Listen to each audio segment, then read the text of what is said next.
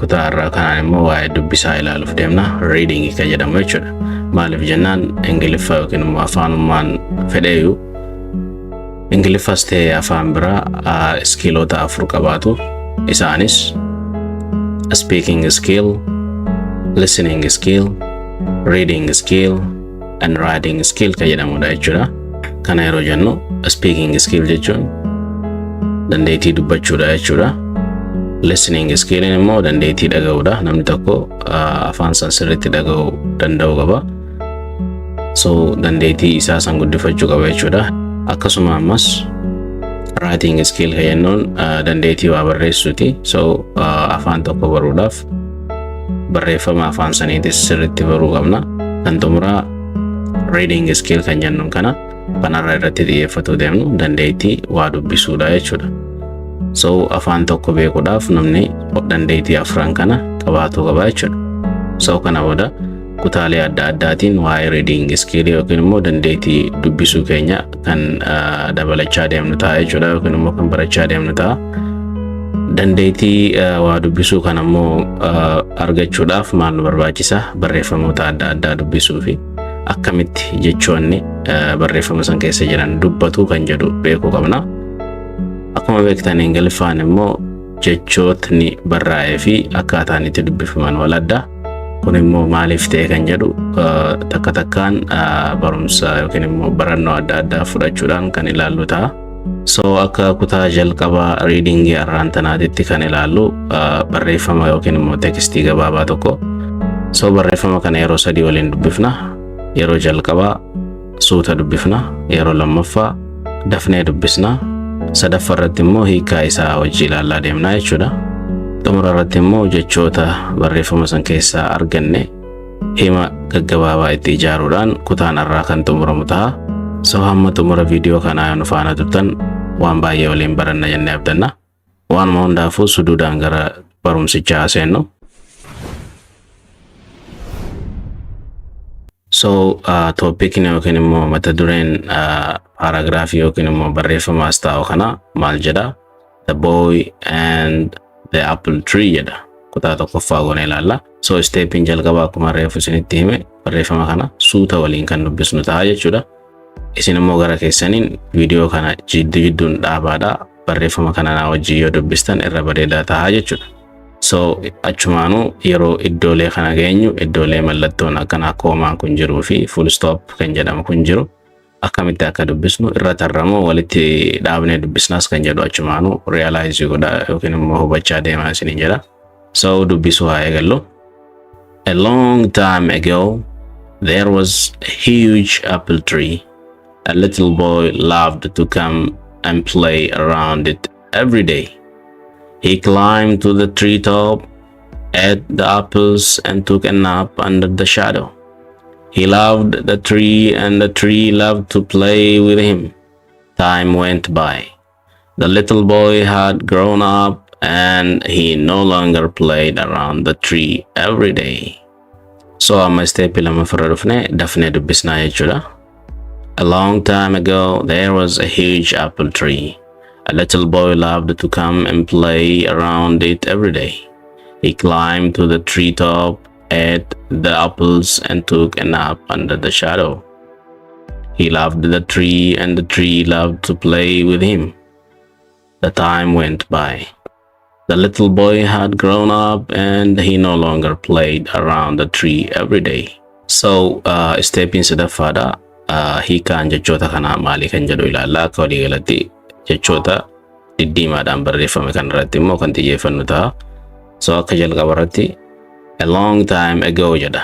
Dur jechuudha gaafa duraa. There was a huge apple tree jedha. Muka appilii yookiin immoo tuffaa kan jedhamu sana guddaatu ture jedha. A little boy loved to come. Mucaan xiqqaan tokko yookiin immoo gurbaan xiqqaan tokko loved to come.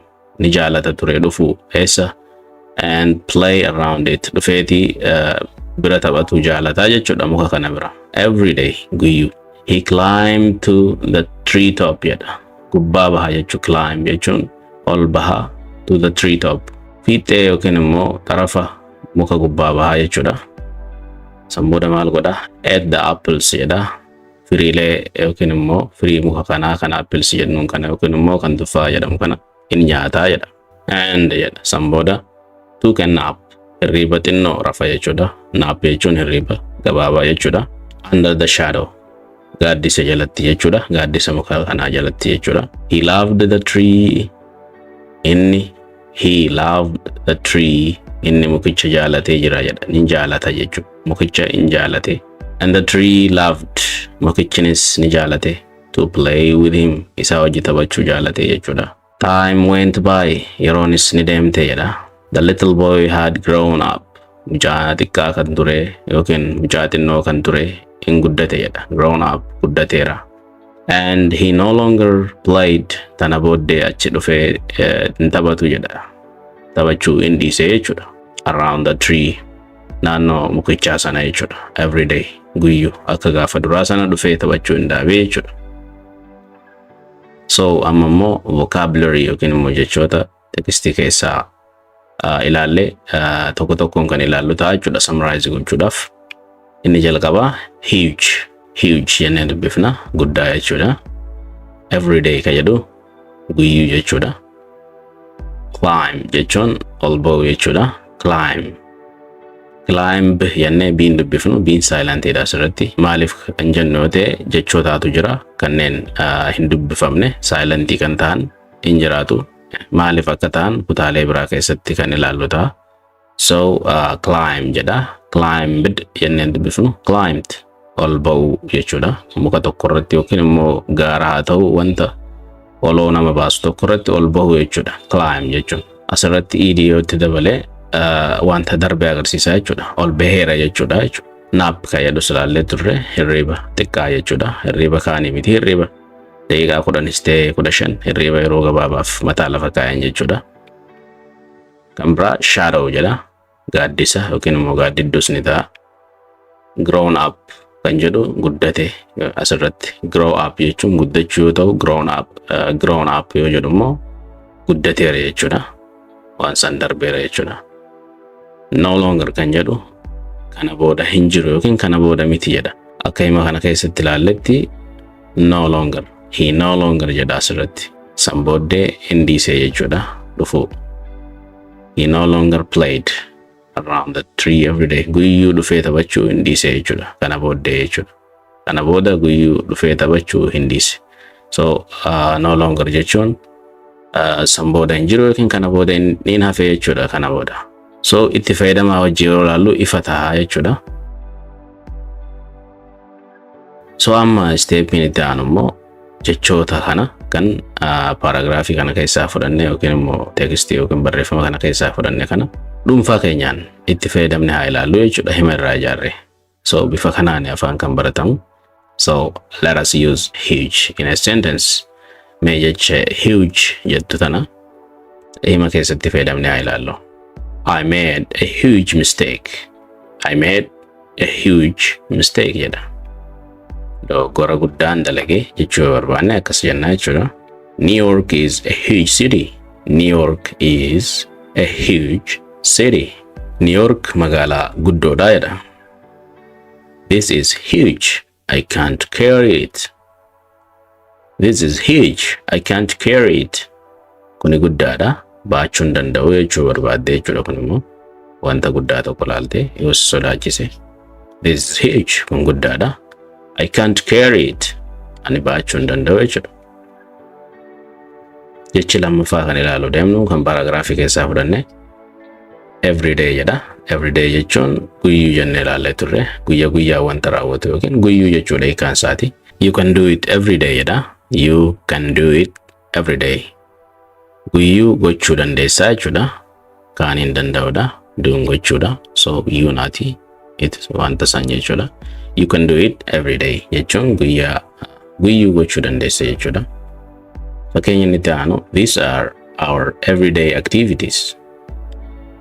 These are our everyday activities. Kanneen jechuudha. These hoggeennu kanneen asirratti I yoo goone I kan asirraa kaafne tokko agarsiisa kana jechuudha. So heddumina agarsiisuudhaaf these kunneen hojiiwwan keenya guyyaa guyyaati jedha. These are Our jechuun keenya jechuudha. Every day jechuun akkuma ilaalle guyyuu jechuudha. Activities hojiilee yookiin immoo gochawwan. So these are our everyday activities yeroo jennu kunneen hojiiwwan keenya kan guyyaa guyyaati jechuudha jechuudha. Nama tokko agarsiisu jiraatte. I work every day. I work every day jenna. Guyyuun hojjedha. Jecha amma ilaaluuf deemnu kan dubbisa keessaa fudhanne yookiin immoo paragraafii san keessaa kan fudhanne climb jedha. Climb. So kan immoo akkamiin fayyadamna? Haa ilaallu fakkeenya keessatti jechuudha. Monkeys climb trees jedha. Monkeys climb trees. Climb jennee akkuma reeffanne being silent yeroo hundaa'u jecha kana yeroo fayyadamnu jechuudha. So monkeys climb trees jedha. Qamaleen yookiin qamaleen baay'een jechuudha muka yaabbatti. I wish to climb Mount Everest jedha. I wish to climb Mount Everest. Gaara Everestii gubbaa bahuun hawwaa jechuudha. Climb to the top jedha. Climb to the top. Gubbaa bahi. Gubbaa bahi siin jechuu barbaada waan takka gubbaa. So akkana jedhama jechuudha. Nap. Kun immoo nap jenna. Napiin maali? I usually take a nap after lunch. I usually take nap after lunch. Usually jechuun guyyuu yeroo hundaa'u laa kana booddee xinnoon hin rafaa jechuudha. Hirriba xinnoo jenne hirriba guddaa miti. Nap jechuuni. I want to take a nap. Xinnoo sii rafuun barbaada. Why don't you take a nap? Maaliif xinnoo sii rafne? Kan amma ilaallu shadow jedha. The shadow moves with the sun. The shadow moves with the sun. Gaaddisni aduudhaa wajjin deemaa jechuudha. Moves jechuun deemu jechuudha. Moving deemuudha. His shadow fell across the room. His shadow fell across the room. Gaaddidduun isaa kutaa sana keessa bu'e yookiin gadi bu'e jechuudha. Nama tokko kan aduu dura dhaabbatee gaaddidduun isaa gara ulaa banaa jirtu keessaan ol seene jechuudha. Yeroo sana agarru maal jenna? His shadow fell across the room. His shadow fell across the room. Gaaddidduun isaa kutaa sana keessa bu'ee jechuudha. You are grown up now jedha. Amma guddatteetta. Asirratti gabaabsinee fayyadamuu dandeenya. You are jettee edda dubbistu. You're jettaa jechuudha. You're grown up now. You're grown up now. Amma guddatteetta. Yeroo jecha kana fayyadamnu namni tokko wanta gaafa ijoollummaa yeroo kan godhu agartan amma guddatteetta waan kana dhiisii jechuu yeroo barbaadan so maal jechuu dandeessani? You're grown up now. Stop doing that. Kana gochuu dhiisaadha. Guddatteetta amma. His son has grown. His son has grown up. Ilmi isaa guddateera. Jechi inni itti aanu no longer jedha. No longer. So no longer jechuun akkuma reefu ilaalle kana booda hin jiru yookiin wanta godhamaa ture tokko kan dhaabbate jechuudha yeroo dhumaatiif kana booddee deebi'ee kan hin taane jechuudha. This license is no longer valid jedha. Hayyamni kuni kana booda seera qabeessa miti. Dur seera qabeessa ture kana booddee miti garuu jechuudha. Hiikkaan isaati. You are no longer my friend. Ati kana booddee hiriyaa koo miti jettee nam tokko yeroo aarte yeroo dubbisuu barbaaddu. You're no longer my friend. Kana booddee ati hiriyaa koo miti jechuudha. So no longer jechuun hiikkaan isaa isiniif gala jedheeti yaada. Fakkeenya inni itti aanu beginning from today I'm no longer love you. Beginning from today I no longer love you. Kana jechuun beginning from today arrarraa eegale I no longer love you. Kana booddee sin jaaladhu jechuudha. Akkas jechuu barbaadan akkasitti jettu jechuudha. So har'a irraa eegalee kana booda si hin jaaladhu.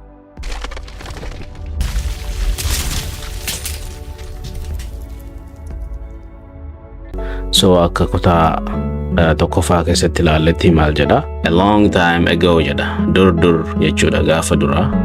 There was a huge apple tree jedha. Muka appilii yookiin immoo tuffaa kan jedhamu sana guddaatu ture jedha. A little boy loved to come. Mucaan xiqqaan tokko yookiin immoo gurbaan xiqqaan tokko loved to come. Ni jaalata ture dhufu eessa? And play around it. Dhufeetii bira taphatu jaalataa jechuudha muka kana bira. Every day guyyuu. He climbed to the treetop jedha. Gubbaa baha jechuun climb jechuun ol baha to the treetop. Fiixee yookiin immoo tarafa muka gubbaa baha jechuudha.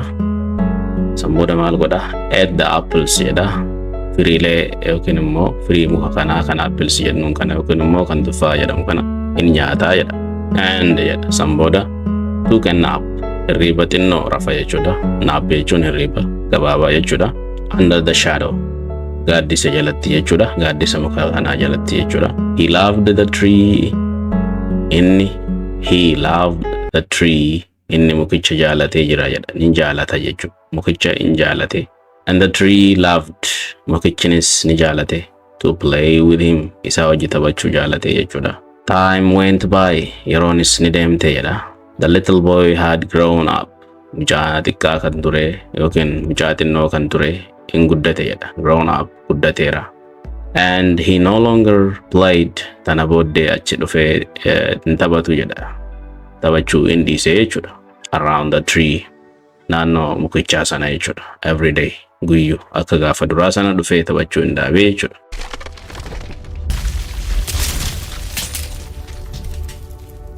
So passage akkana jedha. Dubbisuu haa eegallu. Akkuma isinitti hime stepin jalqabaa suuta dubbisuudha jenne. So waliin suuta haa dubbifnu.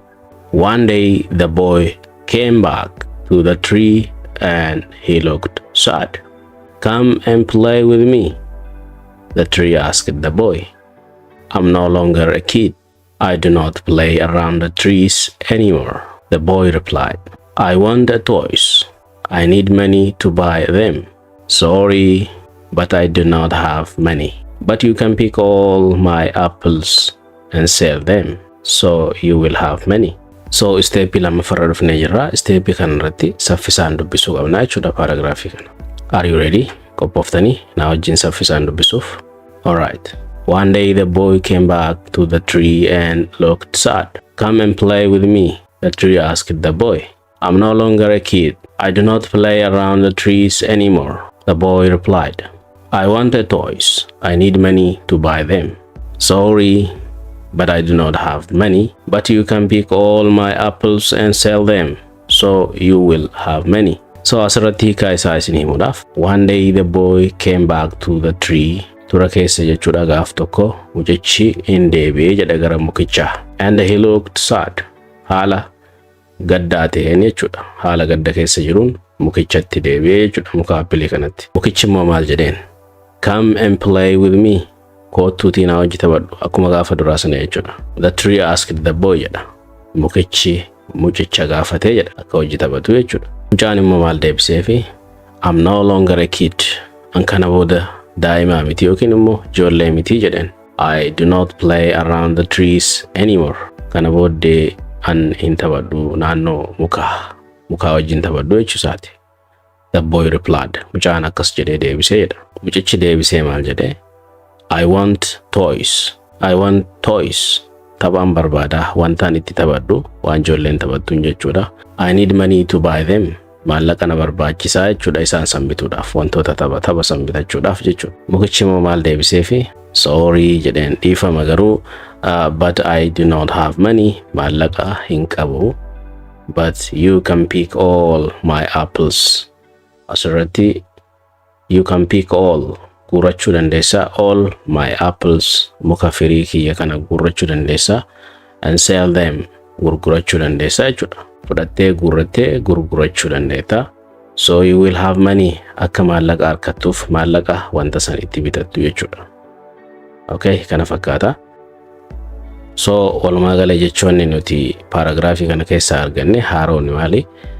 Tokkoffaarratti came back kan jedhu deebi'uu yookiin immoo deebii. Looked sad nama gadde fakkaate kan jedhuu fi replied jedhee deebiseef kan jedhu. Want kan jedhu immoo barbaaduudha. Pick kaasuu yookiin immoo guuruu jechuudha. So if duba deebinee kan laallu yoo ta'e isa came back jedhu kana asirratti one day the boy came back gaaf tokko mucaan hin deebi'ee jechuudha. Bakka duraan turetti deebi'uu jechuudha agarsiisa. Isa kanaaf immoo looked sad kan jedhu yoo kan laallu ta'e isa kana jechuudha.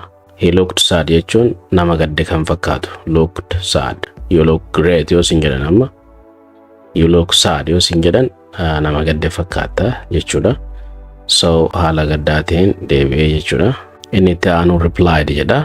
Replied immoo asirratti argama. So the boy replied jedha. Mucaan jedhee deebiseef. Haasawaa tokko yeroo walitti haasawaan akkas jedhee gaafate. Akkas jedhee deebise. Inni itti aanu want jedha. Wantiin barbaaduudha jennee. If duuba deebinee kan laallu yoo ta'e I want toys jedha. Asirratti taphootaan barbaada. Wantoota ijoolleen itti taphattu kan adda addaatu jira miti. Wantoota sanan barbaada jedha. Barbaadu jechuudha. Inni xumuraa pick kan jedhu. Pick jechuun kaasuu jennee. Mee achi keessatti akkamiin fayyadamne. So you can pick jedhani. You can pick all my apples. Firii tiyya tan appilii kana hundaa'u guurachuu dandeessaa jedhaan. Guuruu yookiin immoo fudhachuu, walitti qabachuu, fudhachuu jechuu ta'a jechuudha. Guuruu jechuudha. Guurachuu jechuudha. So irraa guurachuu dandeessaa jechaanii jira jechuudha. So kana fakkaata. So isa came back jedhu kana hima keessatti haa ilaallame. Fakkeenya itti ijaarre jechuudha. So steppii amma itti aanu steppii isa hima itti ijaaruuti jechoota kanatti jechuudha. So jechi jalqabaa came back kan jedhu hima keessatti in a sentences hima keessatti maal akka fakkaatu haa ilaallu. Fakkeenya jalqabaa she came back jedha. She came back maal jechuu isinitti fakkaata? Isheen maal taate? Deebitee jechuu yookiin immoo dhufte.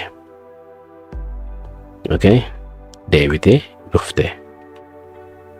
I came back after 2 months. Akkas jechuu dandeenya jechuudha. Erga ji'a lama booddeen deebi'ee jechuudha. Okay? Ji'a lama boodaan deebi'ee. Come back again.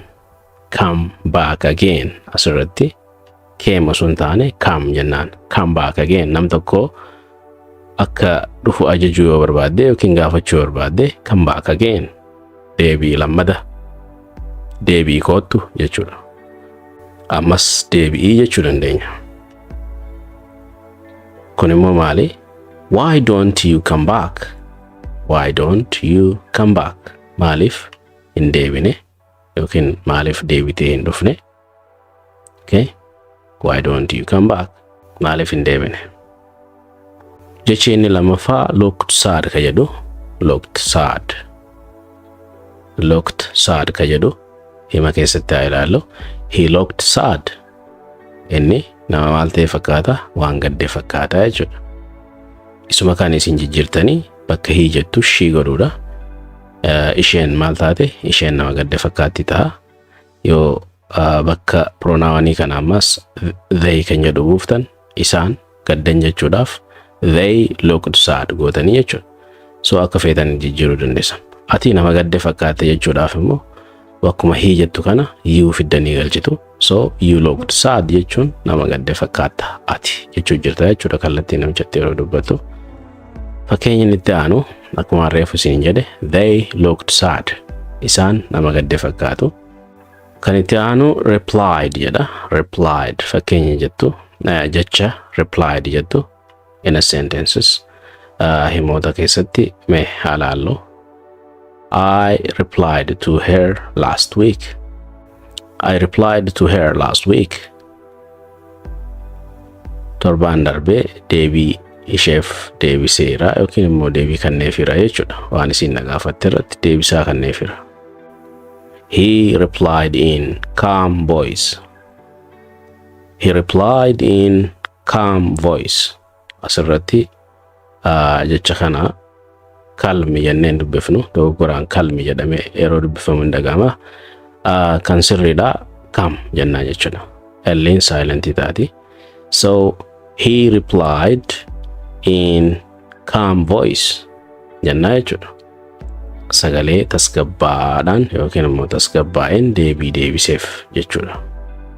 Jechi calm jedhu tasgabbii jechuudha. So yeroo namoonni wal lolan akka tasgabbaa'an gaafachuudhaaf kan dhagahamu yeroo hedduu calm down tasgabbaa'e jechuudha. So calm down hin jennu jechuudha. So calm down jechi sun jecha kana jechuudha. Inni namoota tasgabbeessuudhaaf fayyadamnu calm down jennee jechuudha. Chala replied quickly. Chala replied quickly. Asirratti Chalaan saffisaan deebiseefira. Chalaan dafee deebii kenneera jechuu dandeenya. I replied to his questions. I replied to his questions.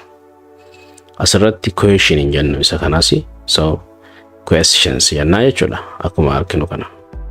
So I replied to his questions jechuun gaafii isaaf deebii kennee jira jechuudha. Let us use want in a sentences jedha. Jecha wanti jedhu sentence yookiin immoo hima keessatti haa fayyadamnu. Akka jalqabatti I want you. I want you. Sin barbaada. Sin barbaada yookiin immoo si barbaada jechuu dandeenya. I want to be rich. I want to be rich. Yeroo hedduu dhaga'uu dhabuu dandeessanii wanti itti fayyadamuudha. So fakkeenyaaf akka Ameerikaanotaattis ta'e akka Biriitishitti jechoota kana gabaabsanii yeroo fayyadaman baay'inaan ni dhaga'ama. Akkam jedhaniiti I wanna be rich. Bakka I want jettu I want to jedhanii dheeressuudha. I wanna be isa kana immoo yoo ilaalle deebisne I want you ka jedhu I wanna you. I wanna you. I wanna be rich jedhanii jechuudha. Tuun irraa baddi. So I wanna be rich. Dureessa ta'uu barbaada jechuudha. She wants to buy this house. She wants to buy this house. Isheen mana kana bitachuu barbaaddi. Isheen mana kana bitachuu barbaaddi jechuudha. So isuma kana karaa kaaniin akkamitti dubbifna inni? She wanna buy. Okay, she wanna buy this house. She wanna buy this house jennaa jechuudha. Isheen mana kana bitachuu barbaaddi jenneeti gabaabsinaa jechuudha. Kun immoo do you want me? Kutaalee darban keessatti kan ilaalle isii yaadachiisuudhaaf mucaan wajji taphatu jaalata mukicha wajjini gaaf tokko biraa deemee itti yeroo as deebi'u guddateera xinnoosiiti. So yeroo dhufu kanatti akka duraanitti mukni wajji taphanna jedhee yeroo gaafatu mucaan immoo deebisee maal jedhaani anamma guddadheeraa waan inni itti taphadhu na barbaachisaa jedhaani. So mukichinis isa gammachiisuudhaaf muka appilii koo yookiin immoo tufaa kana hunda isaa guradhu waan taphachuu barbaaddu bitadhu jedhaani. So mucaan achirraa gammadee deemee kan jedhu irratti dhaabbanne. So passage yookiin immoo dubbisa akkana kana dubbisuun baay'ee gaariidha afaan barachuu irratti jechuudha. Dandeettii dubbisuu keenya nuuf guddisa akkasuma ammas haasa'uullee nuuf guddisa. Maaliif kan jedhu ta'e erga dubbifne booda jechoota haarawaas keessaa arganna. Jechoota arganne san immoo hima itti ijaarra. Ergasii hima mataa keenyaa itti ijaaruudhaaf shaakala goone jechuudha. So karaa salphaadhaan haasa'uu fi dubbisuullee dandeenya jechuudha. Akkuma kutaa darbee steepin jalqabaa suuta dubbisuudha. Steepin lammaffaa dafnee dubbisuudha. So steepii jalqabarra jirra. The boy was so excited. He grabbed all the apples on the tree and left happily. The boy never came back after he picked all the apples. The tree was sad. One day the boy, who now turned into a man, returned, and the tree was excited. Come and play with me, the tree said. Steepii lammaffaa jirra. Steepii dafneetti dubbisnu jechuudha. The boy was so excited. He grabbed all the apples on the tree and left happily. The boy never came back after he picked all the apples. The tree was sad. One day the boy, who now turned into a man, returned, and the tree was excited. Come and play with me, the tree said. So asirratti jechoonni nuti as keessa arganne akka jecha haarawatti kan ilaallu tokko excited ka jedhu kan biraa grabbed ka jedhu inni itti aanu turned into kan jedhuu fi returned kan jedhu ilaalla jechuudha. So gara paaraagraafichaa deebine hiikaa isaa haa ilaallu amma. Asirratti the boy was so excited jedha. Mucichi baay'ee gammadeera jechuudha. Exciting asitti maali? Baay'ee gammadu jechuudha. He grabbed all the apples on the tree. Mucichi guurateera yookiin immoo fudhateera. Maal? All the apples on the tree. Apple yookiin immoo tuffaa sana kan mukicharra jiru hundaa fudhateera. And left happily. Gammachuudhaan deemee jedha. The boy never came back. Mucichi gonkuma hin deebine after he picked all the apples. Erga firii isaa guuratee deemee booda jechuudha. The tree was sad. Mukichi baay'ee gaddee jechuudha. Deebuu dhabuu isaatitti. One day the boy, who now turned into a man, gaaf tokko mucichi jechuudha kan turned into a man nama guddaa ta'e jechuudha. Duraan ijoollee ture nama guddatti jijjiirame. Returned in deebi'ee and the tree was excited. Mukichis baay'ee gammadee jechuudha deebi'ee arguu isaatiif. Akkuma gaafa duraa maal jedhaani? Come and play with me. Kottuutti na wajji taphadhu. The tree said. Mukichi ni jedheeni jedha. So hiikaan isaa kana fakkaata. Jechoonni achi keessaa argannes akkuma agartan kanneeni. Amma immoo jechoota arganne kanatti hima ijaarra. Jechi inni jalqabaa excited jedha. Excited. Happy jechuun gammachuu yoo ta'u, excited jechuun baay'ee gammaduu jechuudha. So hima kana. So jecha kanatti yookiin immoo vocabulary kanatti hima tokko haa ijaarru. Himni jalqabaa maal jedha? You seem excited. You seem excited about it. You seem excited about it. Kana jechuun maal jechuudha? Ati waan itti gammadde fakkaata. Wanticha sanitti. Wanta san siifi nama walitti haasoo qofaatu beeka. So waa'ee wanta sana waan itti gammadde fakkaata jechuu barbaadde. You seem excited about it. Jettaa jechuudha. Himni biraa kan irraa ijaarru. Are you excited? Gammaddeetta yookiin baay'ee gammaddeetta.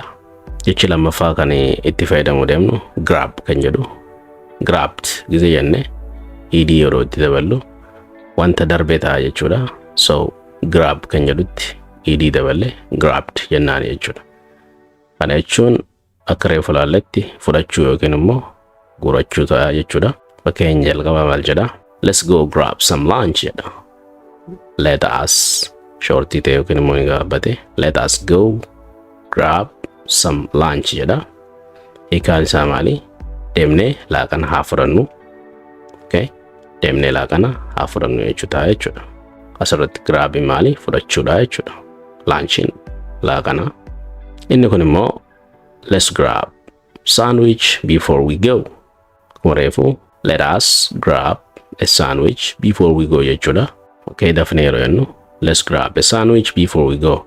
Asirratti sandwich jennaani qubee adii kanan dubbifnu sandwich hin jennu sandwich. So let's grab a sandwich before we go. Deemuu keenya dura sandwicha haa fudhannu jedha. Jechi inni itti aanu turn it into jedha. Turn it into. Hima keessatti kan ilaallu ta'a. Himni jalqaba yookiin fakkeenyi jalqaba. Rain in the morning will turn into snow during afternoon jedha. During the afternoon. Dafnee yeroo jennu rain in the morning will turn into snow during the afternoon. Rain in the morning will turn into snow during the afternoon. Kana jechuun takka takkaa yoo ilaallu ta'e rain jechuun rooba. In the morning roobni ganama will turn into in jijjiirama maalitti? Snow. Gara cabbitti jijjiirama during afternoon. Sa'aatii booddee jechuudha. So wanta akkanaa kan ta'u biyyoota qabbanaatitti yookiin immoo biyyoota qorraatitti. Akkuma agartan kana hiikaan isaati. Inni kun immoo cows turn into beef jedha. Cows turn into beef. Asirratti beef jechuun foon horiiti. Cows jechuun immoo horiidha. So namni tokko maal nyaatte yoo siin jedhe cows yookiin immoo horii nyaadde jettu akka ingiliffatti. So foon horii jechuudhaaf beef jecha jedhu qabda. Cows jechuun immoo isa lubbuu qabu kaniin qalamiin san jechuudha. So horiin maalitti jijjiirama yeroo qalamu? Foon horii kan jedhamutti jijjiirama jechuudha. Hiikaan isaa akkana. Loon yookiin immoo horiin gara foon loonitti jijjiirama jedha. So akka argaa jirrutti wanti tokko jijjiiramu jechuudha. Turn into jechuun. Inni kun immoo return jedha hangaasi deebi'uu jechuudha. Id yeroo itti daballu waan darbee haasa'u hojirraa agarsiisa jechuudha. Returned jennaan. So hima itti ijaarree haa ilaallu. Himni jalqabaa akkas jedha. I returned the book to its place. I returned the book to its place.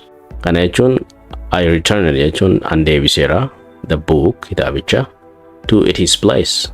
It is jechuun kan isaa maal iddoo isaatitti jechuudha. Place jechuun bakka. So kitaabicha iddoo isaatitti deebiseera jechuudha. Waan darbe nu agarsiisa jechuudha. Gochi deebisuu keetii xumurameera jechuudha. Kitaabicha bakka isatti deebise. She returned within an hour jedha asirratti. She returned within an hour. Hour hin jennu asirratti dogoggora. Hour jenna jechuudha. H'n silent taati. Wantoonni silent jennuun kan hin dubbifamne jennuun kun maaliif akka ta'u kutaalee biraatiin qindeeffannee kan dhufnu ta'a. So sentensii kana dafnee dubbisuu yoo barbaanne yookiin dafnee jechuu yoo barbaanne she returned within an hour jedha. Kana jechuun sa'aatii tokko keessatti deebite.